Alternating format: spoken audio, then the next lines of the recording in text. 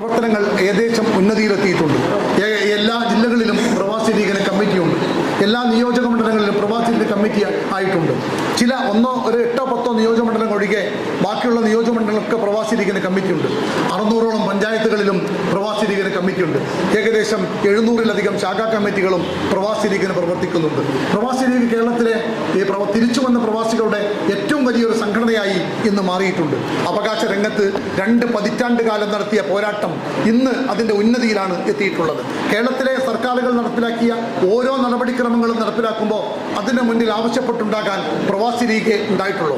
കേരളത്തിൽ ഒരു രാഷ്ട്രീയ പാർട്ടിക്ക് കീഴിൽ ആദ്യമായി ഒരു പ്രവാസി സംഘടന രൂപീകരിച്ചിട്ടുണ്ടെങ്കിൽ അത് പ്രവാസി ലീഗാണ് എന്ന് നമുക്ക് അഭിമാനത്തോടു കൂടി പറയാൻ കഴിയും. അതുകൊണ്ട് തന്നെ കേരളത്തിലെ പ്രവാസികളുടെ വിഷയങ്ങൾ ഓരോന്ന് വന്നപ്പോഴും അതിനുവേണ്ടി വാദിക്കുവാനും അതിനുവേണ്ടി പോരാടുവാനും പ്രവാസി ലീഗ് ഉണ്ടായിരുന്നു. പ്രവാസിക്ക് പെൻഷൻ നമ്മുടെ മനസ്സിലെ സ്വപ്നമായിരുന്നു.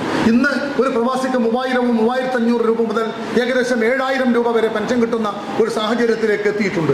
കേരളത്തിൽ തന്നെ ഇത്തരത്തിൽ പെൻഷൻ നൽകുന്ന ഒരു സംവിധാനം മറ്റൊന്നില്ല എന്ന് തന്നെ തുറന്നു പറയേണ്ടിയിരിക്കുന്നു. കാരണം കർഷക തൊഴിലാളി പെൻഷനും മറ്റു ക്ഷേമ പെൻഷനുകളും ഒക്കെ തന്നെ വളരെ കുറച്ച് തുകകൾ മാത്രമാണ്. പക്ഷേ പ്രവാസിയുടെ പെൻഷനാകട്ടെ പ്രതിമാസം 3000 രൂപയാണ് തിരിച്ചു വന്ന പ്രവാസികൾക്ക് ആദ്യം കിട്ടുന്നത്. പ്രവാസിയുടെ പെൻഷനാകട്ടെ വിദേശത്ത് ജോലി ചെയ്യുന്ന പ്രവാസി ആ വിദേശത്ത് നടക്കുകയാണെങ്കിൽ 3500 രൂപയാണ് കിട്ടുന്നത്. അത് 5 കൊല്ലത്തെ അംശാദായം അടച്ചാലാണ്. പിന്നീട് 10, 20, 25 കൊല്ലം തുടർച്ചയായ അംശാദായം അടക്കുന്നവർക്ക് അതിൻ്റെ അവർ 60 വയസ്സ് തികയുന്നത് വരെ അടക്കുന്നവർക്ക് ഓരോ വർഷത്തെയും വരുമാനം അനുസരിച്ച് മാക്സിമം 7000 രൂപ വരെ പെൻഷൻ കിട്ടുന്ന കൊടുക്കാവുന്ന സൗകര്യത്തിലാണ് ഇന്ന് പ്രവാസി പെൻഷൻ ഉള്ളത്.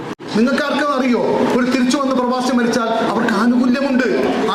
ആ കുടുംബത്തിന് ആനുകൂല്യമുണ്ട്.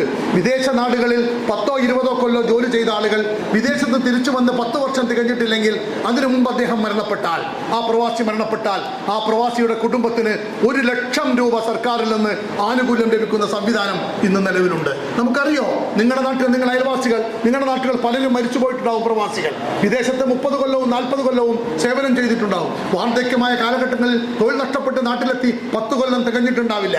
അനാരോഗ്യ കാരണം കൊണ്ട് അദ്ദേഹത്തിന്റെ മരണത്തെ ദൈവം സ്വീകരിച്ചിട്ടുണ്ടാകാം. പക്ഷേ ആ കുടുംബത്തിന് 1 ലക്ഷം രൂപ നമുക്ക് വാങ്ങിക്കൊടുക്കാൻ കഴിയും. പ്രവാസി ലീഗ് കഴിഞ്ഞ കാലങ്ങളിൽ എത്തിയ മുദ്രാവാക്യത്തിന്റെ ഫലമാണിത്. നമുക്ക് ഒരാൾക്ക് തിരിച്ചു വന്ന പ്രവാസിക്ക് ഇതേ കാലയളവിന് വ്യത്യാസമുണ്ട്. ഇതേ കാലയളവിൽ, കാരണം മാക്സിമം 10 വർഷക്കാലമാണ് നിലവിലുള്ള കേരളത്തിന്റെ നിയമം പറയുന്നത്. അത് ഭേദഗതി ചെയ്യാൻ പ്രവാസി ലീഗ് പ്രക്ഷോഭം തുടരുകയാണ്. കഴിഞ്ഞ ലോക കേരള സഭയിൽ ഈ വിനീതൻ അത് ഉന്നയിച്ചിട്ടുണ്ട്. അതോടൊപ്പം തന്നെ മറ്റു സന്ദർഭങ്ങളിലൊക്കെ തന്നെ ഈ സമരത്തെക്കുറിച്ച് ഞങ്ങൾ ഈ ആവശ്യങ്ങളെക്കുറിച്ച് പറയുകയും ചെയ്തിട്ടുണ്ട്.